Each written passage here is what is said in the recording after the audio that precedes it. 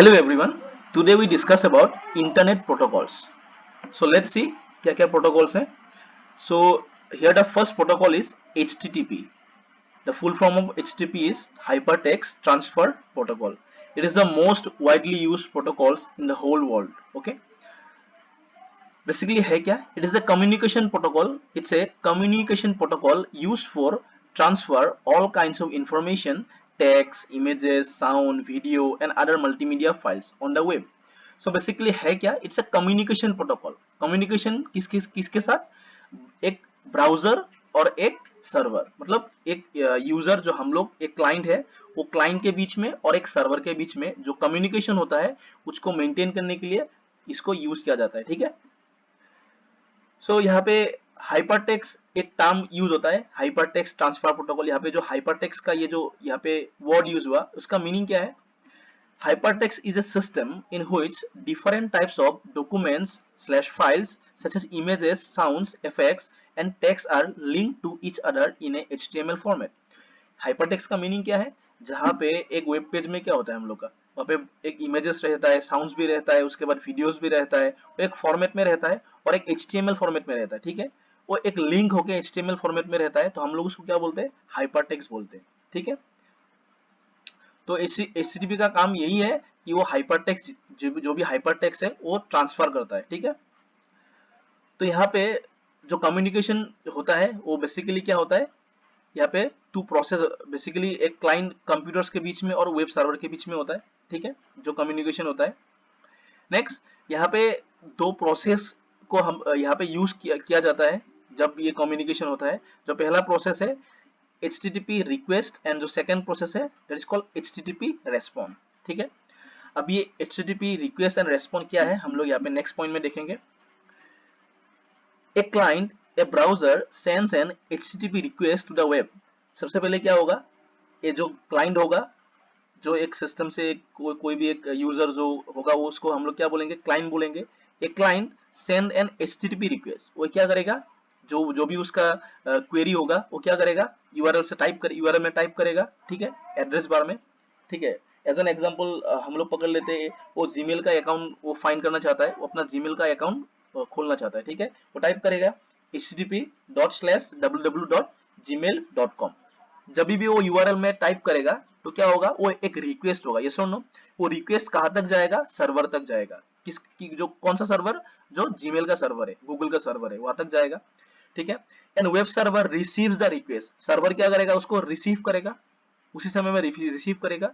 उसके बाद क्या होगा? The server runs an application to process the request. उसी समय क्या होगा? सर्वर एक एप्लीकेशन, जो सर्वर में कुछ प्रोग्राम होगा वो प्रोग्राम को वो लोग रन करेंगे. ठीक है. Application process. देन क्या होगा? जो प्रोग्राम रन होगा, जो क्वेरी था, जो तुम्हारा क्वेरी था, जो तुम्हारा क्वेरी क्या था? तुम जीमेल अकाउंट को एक्सेस करना चाहते हो, तो ब्राउजर उस क्वेरी को प्रोसेस करेगा. करने के बाद एक रेस्पॉन्ड भेजेगा. The server returns an HTTP respond output to the browser. जो ब्राउजर है, जो क्लाइंट है, वहां तक एक रेस्पॉन्स भेजेगा. ठीक है. Then the client, the browser receives the response. उसके बाद क्लाइंट को क्या होगा? वो रेस्पॉन्स रिसीव हो जाएगा. ओके. यहाँ पे एक पिक्टोरियल डेफिनेशन है, यहाँ पे अच्छे से हम लोग यहाँ पे डिस्कस करने से समझ में आएगा. तो यहाँ पे तुम हो. ठीक है. तो यहाँ पे क्या करोगे तुम? सपोज तुमको एक एक्सेस करना है जीमेल का अकाउंट. यहाँ पे तुम क्या करोगे? http://www.gmail.com यहाँ से तुम टाइप करोगे. ठीक है. यूआरएल में टाइप करोगे. उसके बाद क्या होगा? यहाँ से ऐसे रिक्वेस्ट कहाँ तक आएगा? डायरेक्टली सर्वर तक आएगा. ठीक है. सर्वर क्या करेगा? यहाँ पे उसको रिसीव करेगा. रिसीव करने के बाद सर्वर वहाँ पे एक जो भी उन लोगों का प्रोग्राम होगा, उस जो फाइंड करने का जो प्रोसेस होता है, वहाँ पे कुछ एप्लीकेशन प्रोग्राम होगा उन लोगों के पास जहाँ पे डेटा को फाइंड करने के लिए. तो वो प्रोग्राम को रन करेगा. एट द टाइम जब वो जो तुमने रिक्वेस्ट किया था उसको जब वो लोग उसको फाइंड करेगा, उसके बाद डायरेक्टली एक रेस्पॉन्ड यहाँ से तुमको भेज देगा. ठीक है. तुमको रेस्पॉन्ड यहाँ पे रिसीव हो जाएगा, ब्राउजर में रेस्पॉन्ड रिसीव हो जाएगा. ठीक है. उसके बाद सपोज तुम लॉगिन पेज को अभी एक्सेस करना चाहते हो, तो तुमने क्या किया? लॉगिन पेज को तुमने यहाँ पे रिक्वेस्ट किया था, तो लॉगिन पेज यहाँ पे तुमको रेस्पॉन्ड के हिसाब से लॉगिन पेज तुम्हारा यहाँ पे आ गया. अभी तुम क्या करोगे? लॉगिन पेज से तुम अपना यूजर नेम एंड पासवर्ड जो भी क्रेडेंशियल है तुम यहाँ पे टाइप करोगे. ठीक है. उसके बाद फिर से क्या होगा? फिर से रिक्वेस्ट जो तुम्हारा यूजर नेम एंड पासवर्ड था वो फिर से यहाँ पे सर्वर में चला जाएगा, जो गूगल का सर्वर है। उसके बाद क्या होगा, गूगल में जो भी प्रोग्राम होगा उस वो प्रोग्राम वो लोग एप्लीकेशन प्रोग्राम रन करेंगे। रन करने के बाद देखेगा कि तुम्हारा जो यूजर नेम है एंड पासवर्ड है वो मैच हो रहा है कि नहीं सर्वर के साथ, ठीक है। तो जब भी अगर मैच हो गया, सपोज तुम्हारा user name and password match हो गया जीमेल का, तो उसी समय क्या करेगा, एक रेस्पॉन्स तुमको यहाँ पे भेज देगा, दैट इज कॉल्ड सक्सेस। तुम्हारा जो ये रिक्वेस्ट था वो सक्सेसफुल हो गया और तुम्हारा जो अकाउंट है डायरेक्टली यहाँ पे ब्राउजर में ओपन हो जाएगा।